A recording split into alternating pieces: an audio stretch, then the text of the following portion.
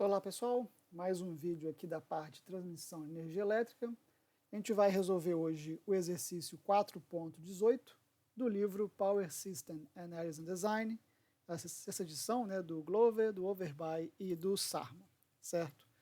Então esse nosso problema aqui, de novo, é da parte de cálculo de indutância, reatância indutiva, capacitância e reatância capacitiva, Ele fala o seguinte: para uma linha de transmissão aérea, que ela é do tipo trifásica, ela está completamente transposta, ela opera em 230 kV, 60 Hz, ela possui um condutor aqui, ACSR, de 954 kcm por fase em uma disposição horizontal com espaçamento de 7 metros entre condutores adjacentes. Tá, vamos tentar imaginar esse cenário aqui. Então ele tem somente um condutor por fase, então eu posso desenhar o seguinte: eu posso fazer um desenho, esse é o condutor da fase A, esse da fase C, e esse aqui da fase B e fase C, por exemplo. Com a disposição ela é horizontal aqui para gente, então eles estão dispostos no mesmo plano assim entre eles, já que ele não falou nenhuma altura diferente entre os condutores. Então eu tenho aqui, por exemplo, o condutor da fase A, da fase B, fase C. Eu sei que a distância entre os condutores adjacentes é de 7 metros. Então, entre esses dois aqui, A e B e C, é 7 metros aqui para a gente. E o nosso condutor, ele é o ACSR 904 circulamils. Tranquilo? Bom, vamos lá agora. Ele quer saber quem que é a indutância em henries por metro e qual que é a reatância indutiva em ohms por quilômetro, certo?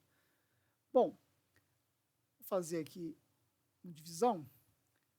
A indutância para a gente em Henry por metro, a gente vai calcular através da equação, que é 2 vezes 10 a menos 7, vezes o ln de quem? Da distância equivalente entre os condutores pelo GMR aqui deles, beleza?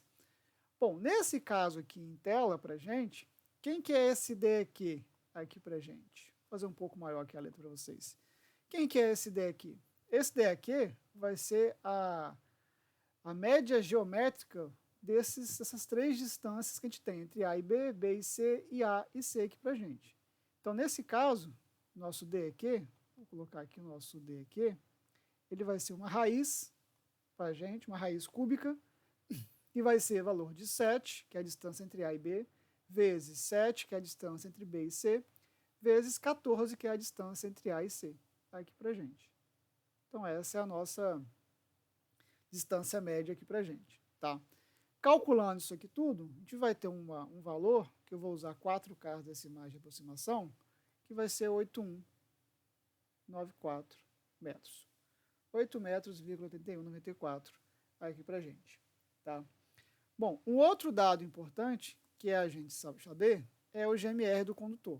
Tá? Então, esse GMR a gente vai usar da tabela, certo? Deixa eu ver se eu botei tabela aqui nesse slide para vocês. Coloquei.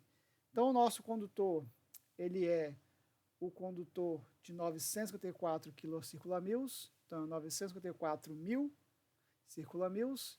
Então, esse condutor aqui para a gente, ó, 954, que é o cardinal, certo? Opa, cardinal aqui para a gente.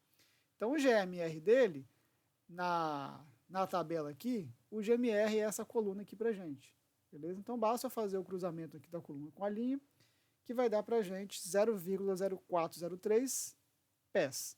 Então, vou voltar para cá, o nosso GMR, ele vai ser igual a 0,0403 para a gente aqui, pés da sua seção aqui para a gente. Tranquilo? Bom, o que nós temos aqui? Eu tenho uma equação, que agora eu tenho todas as variáveis dela, só que eu tenho uma variável que está em metros e outra que está em pés. Tá? Então, a gente tem que fazer a conversão, ou de metro para pés, ou de pés para metro. Tá? Nesse caso aqui, eu vou fazer o seguinte, eu vou fazer uma conversão de metros para pés. Tá? Por quê? Porque eu quis, certo? Você pode fazer o contrário, também aqui nesse caso não faz diferença.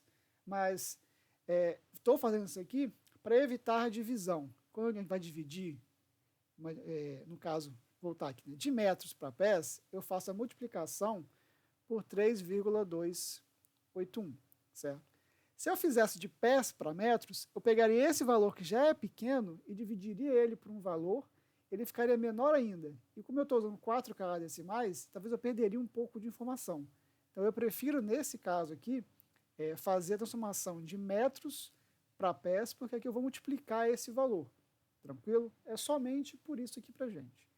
Então, nessa conversão aqui, o meu D aqui agora em pés, se eu fizer 8,8194 vezes 3,281, a gente vai ter o valor aqui de 28,93,65 pés aqui para gente. Tá? Agora eu tenho uma grandeza em pés, outra em pés, e eu consigo fazer o cálculo aqui para gente da nossa indutância. Vamos fazer aqui do lado. Então, essa minha indutância vai ser 2 vezes 10 a menos 7, vezes o meu ln.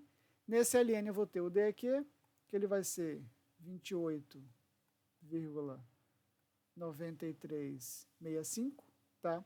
Na parte de baixo eu vou ter meu GMR, que é 0,0403 pés aqui pra gente. Bom, como ele quer em R por metro, se eu calcular tudo isso aqui, a gente vai ter que a nossa indutância ela vai ser 1,3153, estou sempre usando 4 casas decimais, tá? E aqui no caso vai ser vezes 10 a menos sexta em R por metro. Tá? Então aqui a gente tem o nosso resultado, nosso primeiro resultado da questão. Tá?